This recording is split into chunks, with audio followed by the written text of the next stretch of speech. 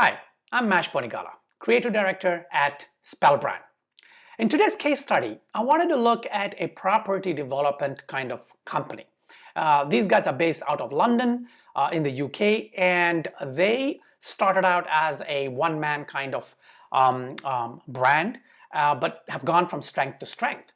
And when they came to Spellbrand, they wanted a brand identity and a strategy that would set them apart from in the kind of noisy marketplace. And if you've ever been to London or the UK, you'll notice that, of course, space is premium, right? It's a small island, UK, and London is a metropolitan. It's got millions and millions of people, right? It's one of the most populated and densely populated cities in the world, and so space is a premium and space is expensive.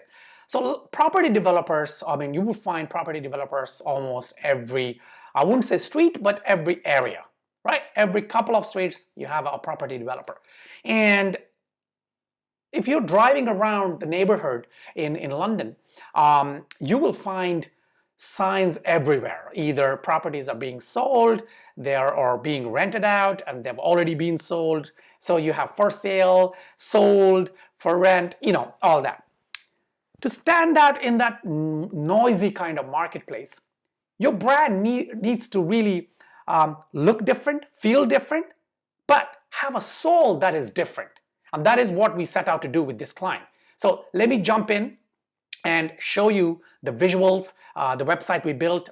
We built a listing kind of website, so they have their own listings rather than depending on a third party for property listings. So let's jump right in. All right. So Majestic Properties. It's a London property developer. We created the logo design, the brand identity, website design, and a listings engine. Okay, so yeah, that's Tay Divan, and he's got great words for us. It was a pleasure dealing with Mash and his team. They were very professional from the beginning and went out of the way to accommodate me. The design ideas from a brand were blah blah blah. Okay, so we're very thankful, Tay. It was lovely working with you.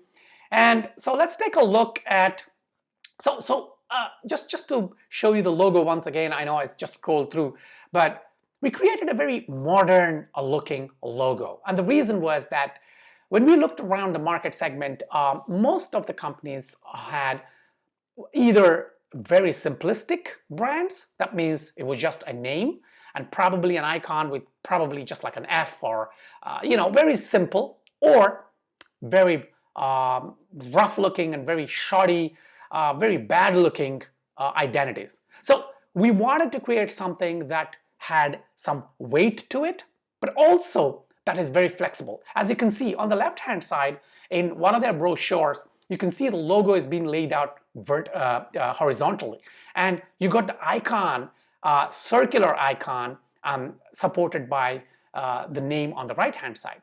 Whereas if you look at the business card on the right, you see that the logo is now vertical, and the icon and the words, the name of the company, the name of the brand, are integrated together. See, this is what I call flexibility. So typically, when you have brands which try and implement their logo in different formats like horizontal, vertical, they do so by simply having an icon that stands apart. They put the icon on the top, that becomes the vertical, and then they put it on the left or right, and that becomes the horizontal. But the power of a flexible brand comes from an implementation like this, where we have a horizontal kind of layout with the icon on the left, but when it became a vertical layout, we actually integrated the icon and the words. And that sort of gives it that kind of robustness, the flair, the power. So think carefully when you're going for an identity or a logo that sort of has to work, in different layouts.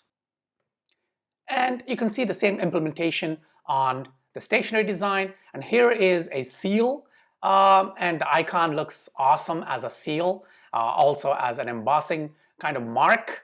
And here is the website.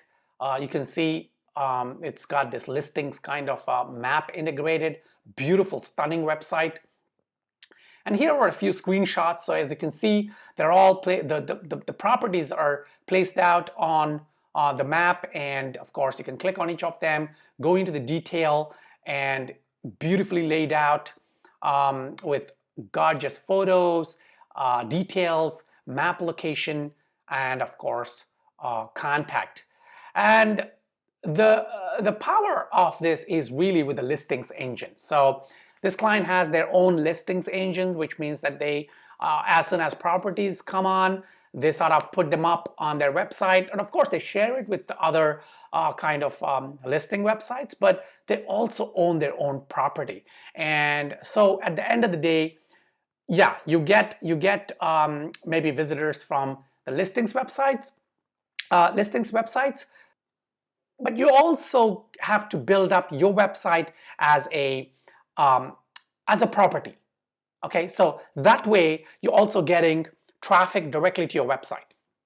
Now, if you are a property developer in London, in New York, in any country, just make sure that you are considering the target audience in terms of your brand identity, not just the immediate kind of area that you're working with, because that's the thing with property developers. They're not like, yeah, of course you could have an online presence, an international presence in the sense. You could also be trying to maybe find investors overseas that might want to buy properties. So there could be many different things. But let's just suppose that you are kind of a local property developer or a property kind of real estate company. These guys happen to be both property developers and real estate company. Then you got to think ahead. You got to think at how the trends might change, how the trends have been, how the trends are, and how the trends might change. So your identity has to be almost like timeless. Of course, every few years you can refresh your brand identity, and in that particular segment, it's okay. In fact, people get excited when they know your brand and they see that you've actually refreshed your brand. There's a kind of an excitement, but you got to be careful. You got to balance it. You shouldn't do it too much. You shouldn't overwhelm the audience and create confusion. So if you're a property developer or a real estate company and you're in a crowdy, noisy market and you're trying to launch or rebrand, just give me a shout, right? Drop a comment below if you have any questions, and I'll try and answer them for you. Or you can hit me up on Twitter, by DM. My handle on Twitter is @Bunigala. All right. I hope you found this case study useful and my tips. And till my next case study, take care.